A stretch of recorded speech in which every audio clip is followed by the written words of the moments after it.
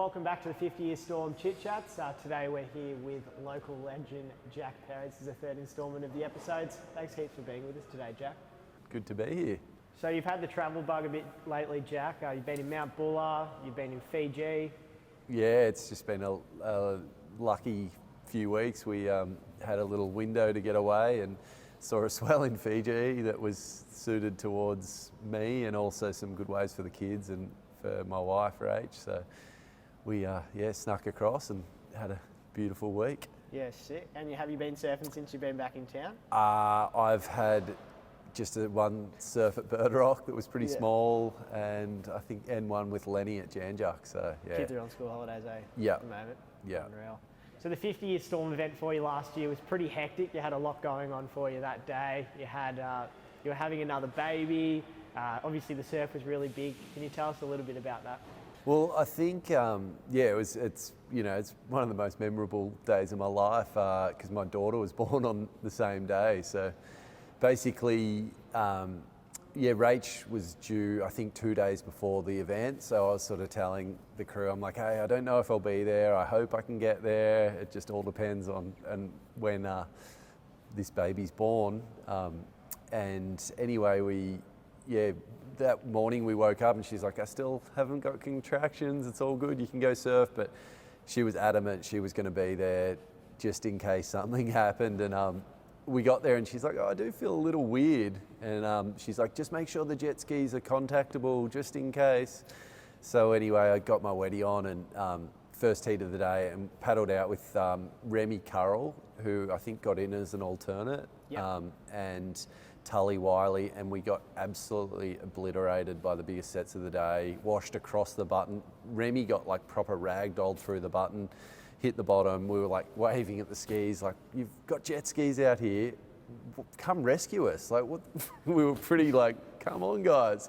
And anyway, we ended up sort of getting washed down sort of past Winky. Remy ended up past like down the valley. Tully and I sort of snuck out, and then the ski got to us, but we were in a good position by then, so it didn't really matter. I think Sweens tried paddling out 3 times, just getting absolutely obliterated, washed in. He ended up getting the ski out. It was just like it was kind of, first day of the first heat of the morning. Hadn't been a 50-year Storm event run ever, and there was just so much going through my mind. I'm like, am I going to get dye on the button today? And my daughter's meant to be born. Like, what the hell? So it was really fun. Ended up getting out there and got a couple of fun waves. I kind of wasn't really that focused on surfing. It was sort of more, wrapping my head around, just being out there. And then, sure enough, came in. Rach was like, I've just had a contraction. So we got in the car, dropped the kids at my mum's, went straight to the hospital, and about 4 o'clock that arvo, Belle was born. So it was kind of ironic that, we had baby Belle and I was surfing Bells that morning. So it was cool. That's absolutely really massive. Special experience. Growing up, idolising Shaun Brooks, who, the event's in honour of.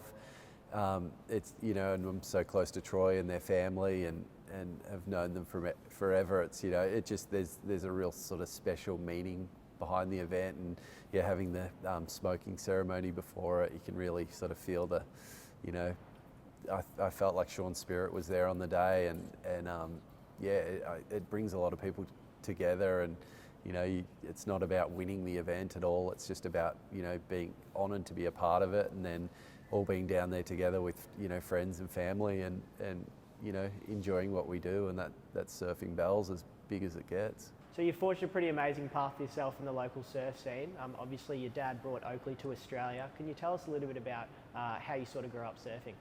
Yeah, well, I think Dad moved here when he was about 15, quit school, and moved down and got a job with Rip Curl, and Mum met him on schoolies, I think, at the Torquay pub or something like that. But so they've been here for a long time, and I was born, I guess, into surfing. My dad would always take me, when he had time, he'd always be taking me, and then I got to a point where I was probably 10 years old and I was allowed to sort of run across to Janjuk if it wasn't too big and surf by myself, and then was fortunate to have a lot of mentors around me that were a bit older, like Troy Brooks and even Nick Muscroft, and his brother Nige. There's a whole list of names that kind of, as I was young, they were always out there looking after me, whether it was at Jark or when I, surfed Sparrows and Bird Rock and then Bells and Winky. I felt like I had these, people sort of looking out for me, and I was really fortunate. And I think that's what makes Torquay such a special place as a surfer. You're kind of surrounded by people that look out for you, and I feel like I'm doing that now when I'm surfing with Lenny and the younger generation, trying to support and get them into some waves, or tackle bigger waves and stuff like that. Obviously that has a natural evolution into competing. Can you sort of go into some of your competitive highlights and that whole pathway? Yeah, I guess it all started just through Torquay Boardwriters. I was really young, and I was watching sort of some of my friends who were a bit older.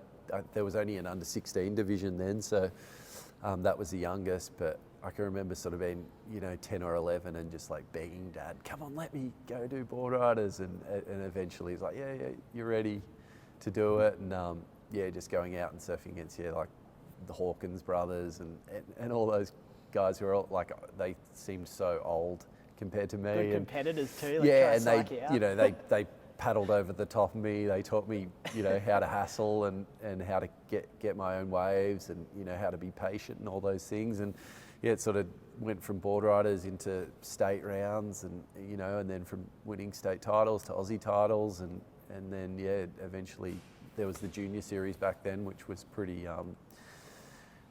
sort of, lucrative at the time. Like there was like 10 events and you could win, $10,000 at an event, and there was decent prize money. So got to do that, and then I got to go overseas and do the international junior series, and was looked after by Quicksilver at the time, which was really cool. And then sort of stepped into the world qualifying series. So it's been a fun journey. When I look back on it, at the time I guess I didn't think too much, but now I look back and there's a few moments I'm proud of, and got to travel and experience different cultures and appreciate Torquay as well. I always love coming home, so it was good. Would you say that your competitive highlight was surfing in the Rip Curl Pro in 2013? Yeah, definitely. It's always a dream surfing in the Rip Curl Pro. I think I'd got second to Mushy twice, second to Brooko. I think I'd had 4 seconds. Wow. And then one year, Greg Emsley didn't show up, but he didn't officially pull out of the event, so they wouldn't give me his spot. So whoever had him had walkthroughs. So I'd almost given up. Lenny was a baby at the time, and I was kind of like, I wonder if they'll give me a spot in the trials, and I got lucky enough to get that spot. And then just sort of having a baby and all that, there was no pressure at all. All the pressure was on me in the previous years when I was like really trying to make it as a competitive surfer, and fell short, and then ended up beating Harry Mann in the final, and got to surf against Parko, Medina. So it was really cool. You had a 7 against Medina, didn't you, in your heat? Yeah, he got this. I was winning the heat for 29 minutes of the 30-minute heat, and then he got a score at the end, and then I think I needed like only a 6, and it was like sort of solid 6 foot plus bells. Got one, did a nice turn, and then fell. I think the pressure got to me. So you've been involved, obviously, like you said earlier, with the Torquay Boardwriters Club for a really long time, and now you've sort of moved into coaching the younger age groups and being the team captain for the team's titles. We sort of spoke to Tim about it a bit last week with the Janjak Boardwriters Club, but can you sort of chat to us a bit about the camaraderie and how good it is for the local community having a Boardwriters Club?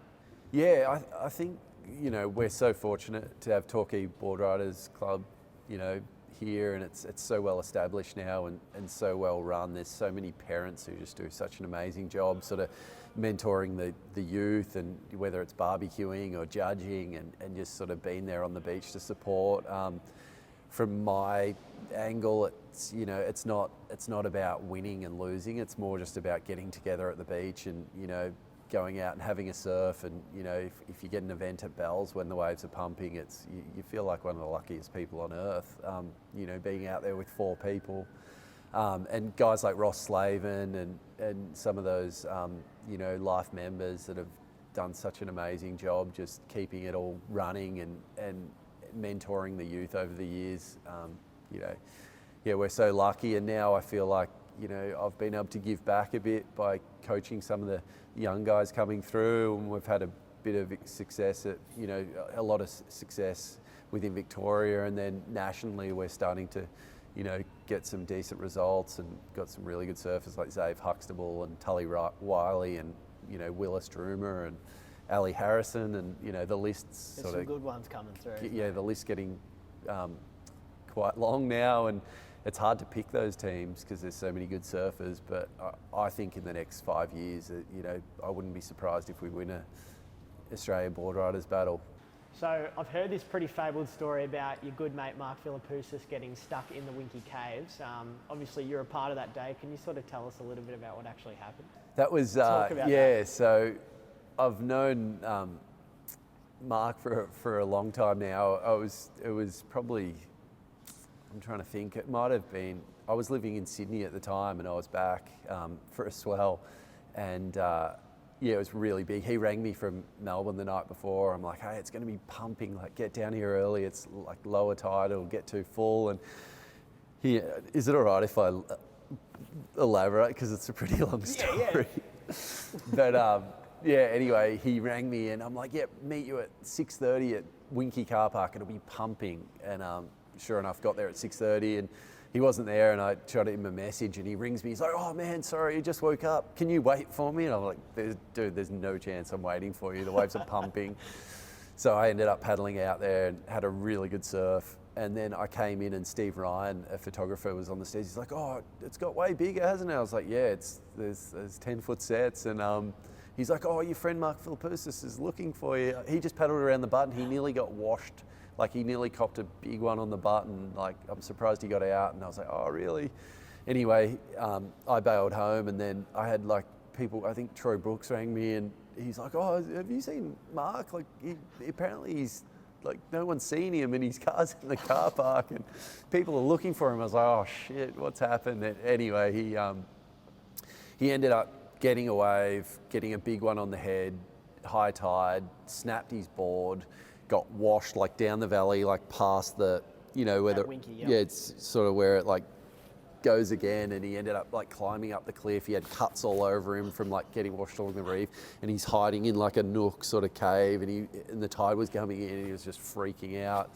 He ended up half his board, like he didn't know where it was, and then all of a sudden he saw it sort of floating like just out beyond the break, and he was like, I can swim to that. Surely I can get, if I can get there, then like I can float down to Boobs and, you know, try and get in. Anyway, he jumped in, he ended up, he said he just got absolutely obliterated, got to his half a board and he was just clinging to the thing, and he was waving to these two guys out at Boobs, and he reckons they were just like waving back and giving him like a thumbs up, and he was like, he got to one of the guys, he's like, dude, how do I get in here? I'm like, I'm gonna drown. And the guy's like, mate, I'll help get you in. And I think he ended up giving Mark his board, took half his board, got to like Boob stairs, up the stairs, and gave him a lift back to Winky Car Park. By the time he got there was like so many crew, like, oh, you know. Search party. Yeah, and then he got back to Melbourne and the news crew were at his house at the front door interviewing his mum, and like he was just like, oh God. It was, yeah, oh my gosh, so what a embarrassing. story. But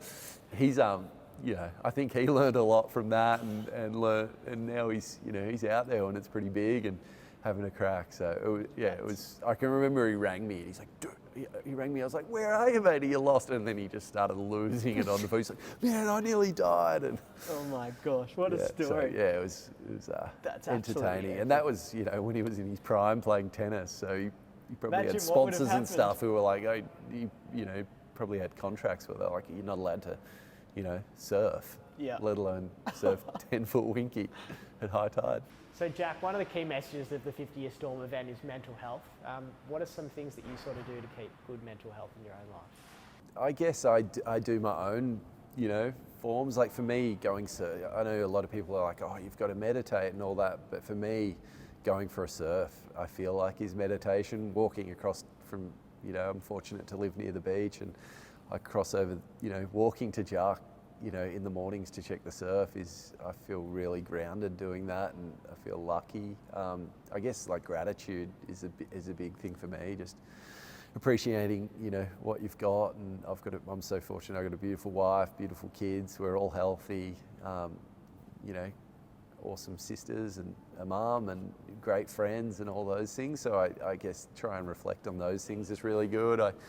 I've been doing a bit of the cold water stuff, a bit of Wim Hof. Yeah, awesome. And yeah, just try and sort of get in the cold water, whether it's the ocean, and really try and calm the nervous system down by doing some really slow, deep breath work. I find that, you know, really therapeutic, and it's kind of hard at the time, but after it, you just get this like blood rush, and all the capillaries in your brain and everything are firing, and I think that's a, you know, really good thing. But yeah, everyone's different. There's a lot of people in less fortunate positions, and I guess, you know, this event's all about, you know, speaking to your friends and, you know, caring for each other, and, you know, if you've got people, you know, someone's in trouble, you know, reach out and offer your support. But yeah, it's yeah, I don't have any massive words of wisdom. I'm not a guru within that space, but, you know, I'm definitely there to support friends and family. So. Yeah, still some good advice, some great messages there. Jack, thanks so much for being with us today and being an integral part of the local surf community. Good luck in the event, and we'll catch you around. Thanks, Nate. It's good to be here.